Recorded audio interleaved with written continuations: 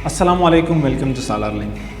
HTML form and Urdu Hindi की series में खुशामदीद। दोस्तों, मैं आज लेक्चर 4 का प्रैक्टिकल करवाऊंगा और आप लोग को दिखाऊंगा कि हमने उन इनपुट एलिमेंट की एट्रीब्यूट्स को कैसे यूज़ करना है और कहाँ कहाँ पे यूज़ करना है। तो चलिए स्टार्ट कर लेते हैं। सबसे पहले मैं अपने कोड एडिटर में जाऊंगा, जो कि मैं टेक्स्ट एडिटर है सबलाइम। यहाँ पे मैं Ctrl+N करके Ctrl+S करूँगा और उसको मैं नाम दूँगा इनपुट attributes.html और इसे मैं वहाँ पे सेव करूँगा जहाँ पे मैंने अपने सारे फाइल सेव किए HTML फॉर्म के अंदर। यहाँ पे मैंने इसको सेव किया। सबसे पहले मैं यहाँ पे अपना जो HTML का जो बेसिक स्ट्रक्चर है वो लिख लेता है। HTML यहाँ पे आ गया, टाइटल हेड सारे। टाइटल के अंदर मैं यहाँ पे लिख देता हूँ कि input attributes and form. Input attributes मैंने लिख दिया।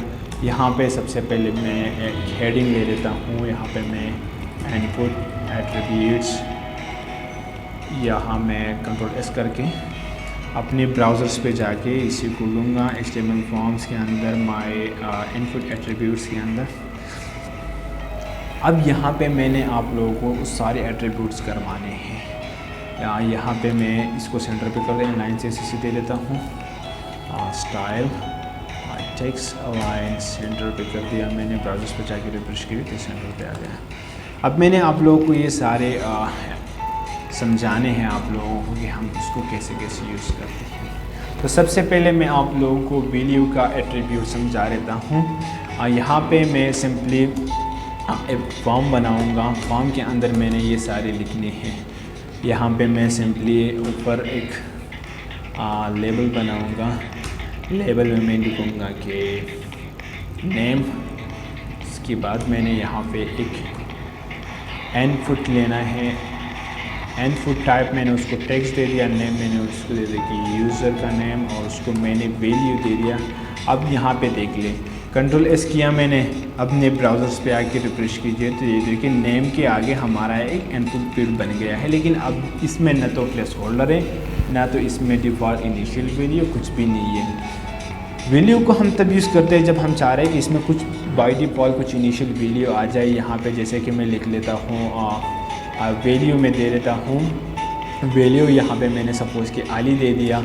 Ctrl+S किया, ब्राउज़र्स पे जाके रिफ्रेश कीजिए तो ये देखो अली इसमें इनिशियल वैल्यू आ गया है। अब इसके आगे मैं लिखूँगा हान, तो ये अली हान हो जाएगा। यहाँ पे आप अली की जगह आप यूज़र्स को यूज़र लिख दीजिए। देखो ये Ctrl+S किया, ब्राउज़र्स पे आके रिफ्रेश किया तो ये देखो यूज़र, जैसे मैं इस पर क्लिक करूँगा तो यूज़र्स के आगे जो है मैंने डेटा इंसर्ट करना, यूज़र अली हान जैसे कुछ भी आप लिख रहे हैं। तो इसलिए हम यूज़र को यहाँ पे इनिशियल वैल्यू देते हैं। ये तो मैंने यूज़र दे दिया, ये आप कुछ भी दे सकते हैं अपने हिसाब से। ये था वैल्यूज़ का। आगे मैं आप लोगों को रीड ओनली का भी बता देता हूँ। जैसे कि यहाँ पे मैं इसको कॉपी कर देता हूँ, इसको Ctrl+C करके यहाँ पे सबसे पहले मैं एक BR लाइन देता हूँ कि ब्रेक लाइन 2 ही दे देता हूँ। और इसके बाद में इसको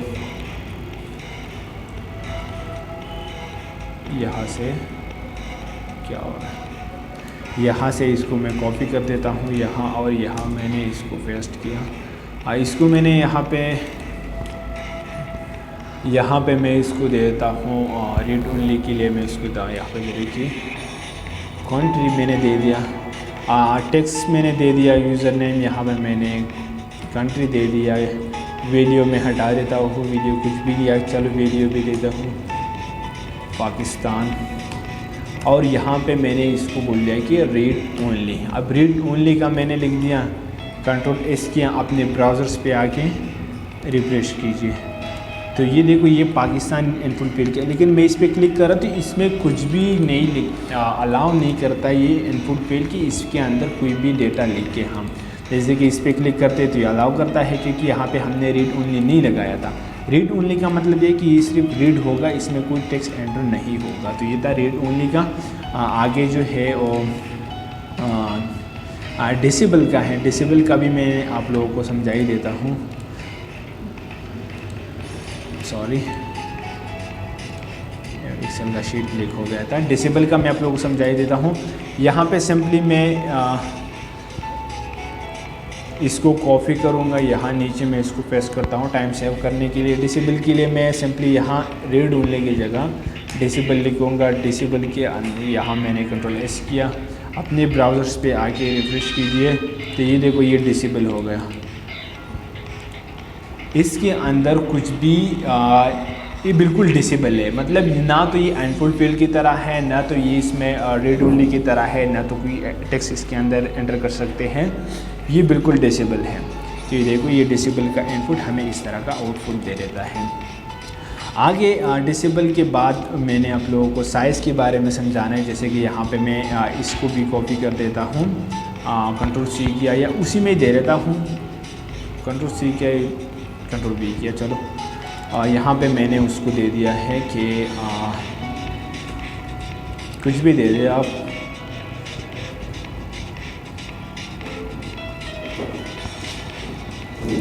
यहाँ पे मैंने साइज़ डिसेबल की जगह मैंने साइज़ लिख दिया, साइज़ मैंने 20 दे दिया, कंट्रोल एस किया, अपने ब्राउज़र्स पे आके रिफ्रेश कीजिए तो यहाँ पे जो मैं लिखूँगा ये वैल्यू बाय डिफ़ॉल्ट आ रही है पाकिस्तान, इसको मैं वैल्यू हटा देता हूँ क्योंकि मुझे इसमें वैल्यू नहीं होनी चाहिए। इसमें मैं अपनी वैल्यू लिखूँगा, कंट्रोल इसके ब्राउज़र पे जाके रिफ्रेश कीजिए तो देखो इसमें जो मैं टेक्स्ट लिखूँगा वो उससे थोड़ा ज़्यादा आ रहा है। उसका जो साइज़ है वो 20 है, उसको मैं साइज़ का बढ़ा देता हूँ, इसको मैं 50 दे देता हूँ। कंट्रोल एस कर अपने ब्राउज़र पे जाके रिफ्रेश कीजिए तो इसका जो लेंथ है, लेंथ का साइज़ जो है इसका बढ़ जाता है। ये देखो यहाँ तक आ गया है, ये रिफ्रेश कीजिए, देखो ये यहाँ से यहाँ तक आ गया है। अब ये हम अपने फॉर्म के डिज़ाइन से सेट करते हैं कि हमें ये एनक्लूड कितनी साइज़ का होना चाहिए, कि इसको मैं इतनी साइज़ का रखूँ या मुझे इतनी साइज़ का रखना है। या जैसे कि मैंने यहाँ पे 50 दिया, आप 40 या 30 दे दे तो आप ये देखो ये थोड़ा कम हो जाएगा। तो इसलिए हम यूज़ करते हैं कि डिज़ाइन वेल डिज़ाइन के लिए ये बहुत ही अच्छा है। और हम इनपुट भी बनाते इसलिए कि अगर कोई यूज़र इसमें डेटा एंटर कर रहा है तो उसको इतना ही दिखाओ जितना उसका यूज़र नेम है, जितना उसका ईमेल है, जितना उसका डेटा है। तो ये बहुत ही अच्छी तरीका है उसकी यूज़ करने के लिए। आगे मैं साइज़ का भी हो गया है, मैक्सिमम लेंथ का है, मैक्सिमम लेंथ का भी मैं आप लोगों को करवा देता हूँ। जैसे कि यहाँ से मैं सिंपली साइज़ को हटा देता हूँ और यहाँ पे मैं मैक्सिमम लेंथ का एट्रीब्यूट लिख दूँ। मैक्सिमम मैं उसको बोलता हूँ कि मुझे मैक्सिमम लेंथ 4 चाहिए, तो कंट्रोल एस करके मैं ब्राउज़र्स पे जाके अपने ब्राउज़र्स पे जाके रिफ्रेश कीजिए तो ये देखो ये यूनी में मैं एंटर करता हूँ पासवर्ड, तो 1 2 3 4। अब देखो 5 भी मैं क्लिक कर रहा हूँ लेकिन वहाँ पे नहीं हो रहा है क्योंकि ये अलाउ भी नहीं करता, क्योंकि इसको मैंने मैक्सिमम लेंथ जो है वो 4 ही दिया हुआ है। तो ये था मैक्सिमम लेंथ के बारे में। आगे है प्लेस होल्डर। प्लेस होल्डर का भी एक अच्छा फीचर है, जैसे कि मैं यूज़र नेम में दे देता हूँ, इसको मैं वैल्यू हटा देता हूँ और यहाँ पे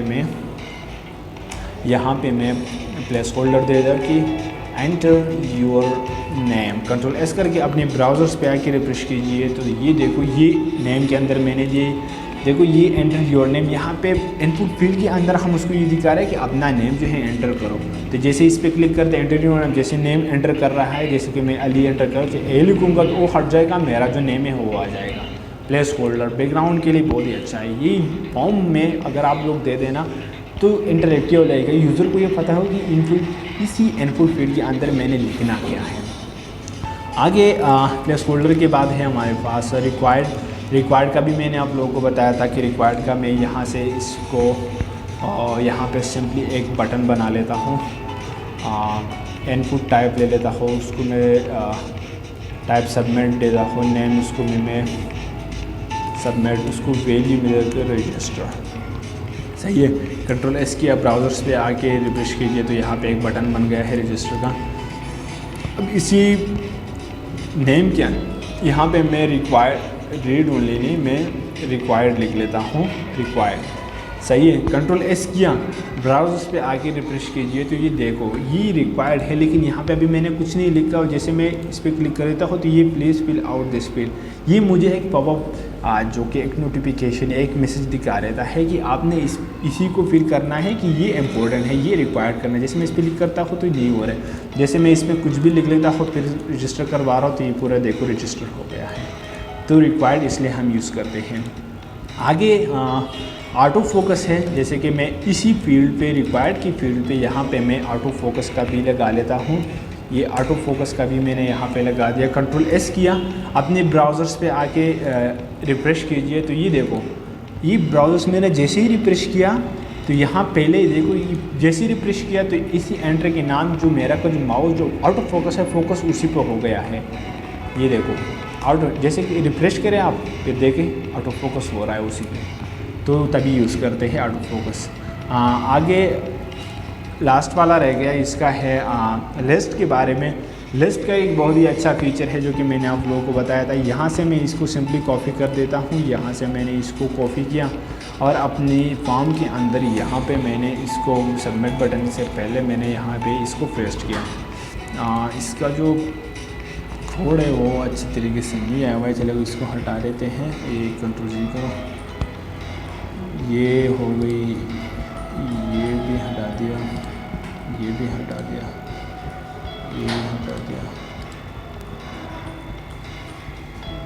ये हटा दिया। या चलो इसको मैं लिख के ले लेता हूँ ना, टाइम कहाँ है हमारा। फॉर्म के अंदर इनपुट जो कि इनपुट मैंने लिया, यहाँ पे मैंने इनपुट लिया। इनपुट टाइप के अंदर तो नहीं है, लेकिन यहाँ पे इनपुट मैंने लिस्ट लेना है, सही है। इनपुट टाइप एट्रीब्यूट में नहीं लूँगा, इनपुट लिस्ट एट्रीब्यूट में लूँगा। लिस्ट में मैंने क्या लिखना है, कंट्री मैंने दे दिया और उसको मैंने नेम कुछ भी नहीं दिया, सही है। अब इस इनपुट के अंदर मैंने एक डेटा लिस्ट को लिया, डेटा लिस्ट को मैंने लिया, यहाँ पे ओपन किया, यहाँ पे क्लोज किया। डेटा लिस्ट के अंदर ये मैंने सेलेक्ट सपोज़ कि यहाँ पे एक आईडी लिखी, कंट्री का आईडी मैंने लिख दिया। अब इस डेटा लिस्ट के अंदर मैंने कुछ ऑप्शन लिखनी है, ऑप्शन मैंने लिख दिया। सबसे पहले मैंने लिख दिया वीडियो, यहाँ पे मैंने इसको ऐसे ही देना है, इसका एक क्लोज टैग नहीं लिखेंगे, यहाँ पे मैंने वीडियो दे दिया पाकिस्तान। कंट्रोल एस करके अपने ब्राउज़र्स पे जाके रिफ्रेश कीजिए और चेक करते हैं कि कैसे बन गए। ये देखो, ये रजिस्टर से पहले बन गए, यहाँ पे अभी कुछ भी नहीं आ रहा है। ये इसको मैं ऑप्शन का भी क्लोज़ कर देता हूँ और यहाँ पे मैं इसको दे देता हूँ कि पाकिस्तान। कंट्रोल एस करे, ब्राउज़र्स पे आके रिफ्रेश कीजिए, ये कुछ भी नहीं हो रहा है। आगे देखो, ये अब डेटा लिस्ट का भी मैंने वो यहाँ पे ओपन किया हुआ है, यहाँ पे मैंने क्लोज़ किया हुआ है डेटा लिस्ट को। आगे मैंने इसको लिस्ट दे दिया, कंट्री का दे दिया है, आईडी भी मैंने इसको कंट्री का दे दिया है। यहाँ पे तो मिस्टेक नहीं है कि आईडी और लिस्ट का मैंने अलग अलग नाम दिया हुआ है, स्पेलिंग मिस्टेक था। ये देखो, ये मैंने यहाँ पे कुछ मिस्टेक किया था कि लिस्ट का नाम मैंने कुछ अलग लिखा था। ये देखो, पाकिस्तान जैसे लिख के आया हमने, तो यहाँ पे मैं इसको कंट्रोल सी करके यहाँ पे कंट्रोल भी करूँगा, फिर यहाँ पे कंट्रोल भी, फिर यहाँ पे कंट्रोल भी। यहाँ पे मैं सिंपली इंडिया लिख लेता हूँ, यहाँ पे मैं चाइना लिख लेता हूँ, यहाँ पे मैं UK कुछ भी लिख दिया। आप कंट्रोल एस करके अपने ब्राउज़र्स पे आके रिफ्रेश कीजिए तो ये देखो, जैसे मैं इस पर क्लिक करता हूँ तो ये मुझे कुछ शो करा लेता है कि पाकिस्तान, इंडिया, पाकिस्तान, चाइना। क्योंकि ये क्यों हो रहा है, ये देखो, इसमें जो है ये इसकी ज़रूरत नहीं होती है हमें। ये जो लास्ट में जो ऑप्शन शो हो रहा है ना, इसकी हमें ज़रूरत नहीं होती है और इसकी वैल्यू मैंने चेंज करानी है। यहाँ पे मैं इंडिया को लिखूँगा, यहाँ पे मैं चाइना को लिखूँगा, यहाँ पे मैं UK को। कंट्रोल एस करके अपने ब्राउज़र पे जाके रिफ्रेश कीजिए। जैसे मैं इस पर क्लिक करता हूँ तो ये मुझे पूरा वो दिखा रहता है। अब जैसे मैं यहाँ पे P को क्लिक करता हूँ जो मुझे पाकिस्तान का दिखा रहा है, U क्लिक करते आई क्लिक कर, आई तो तीनों में है, एक वो पाकिस्तान में भी है, इंडिया में भी है और चाइना में भी है। अब IA में क्लिक कर देता हूँ तो इंडिया का मुझे शो करा रहा है। अब IS में क्लिक कर तो पाकिस्तान का शो करा रहे। अब IN में क्लिक कर दो तो इंडिया का भी और चाइना का भी, क्योंकि IN है और यहाँ में भी IN है। अब IN की मान A कर दो तो चाइना का भी शो करा रहे। तो ये है HTML का जो लिस्ट है उसके बारे में कि उसको हमने कैसे यूज़ करना था, लिस्ट एट्रीब्यूट को। ये था प्रैक्टिकली लेक्चर 4 का जो कि मैंने आप लोगों को दिखाया। फॉर्म का मैंने पूरा आप लोगों को बता दिया कि फॉर्म को हम कैसे बनाते हैं, उसके टाइप्स को, उसके एलिमेंट को, उसके एट्रीब्यूट्स को हमने कैसे कैसे यूज़ करना है। फॉर्म का हमारा कंप्लीट हो गया है। नेक्स्ट ट्यूटोरियल में मैं आप लोगों को प्रैक्टिकली एक अच्छा सा वेल डिज़ाइन फॉर्म बना के दे दूँगा। प्रैक्टिकली मैं आप लोगों को दिखाऊँगा कि उसको हम कैसे बनाते हैं। तो नेक्स्ट ट्यूटोरियल में मिलते हैं। अगर आप लोगों ने अभी तक मेरे चैनल को सब्सक्राइब नहीं किया हो तो प्लीज़ मेरे चैनल को सब्सक्राइब कीजिए।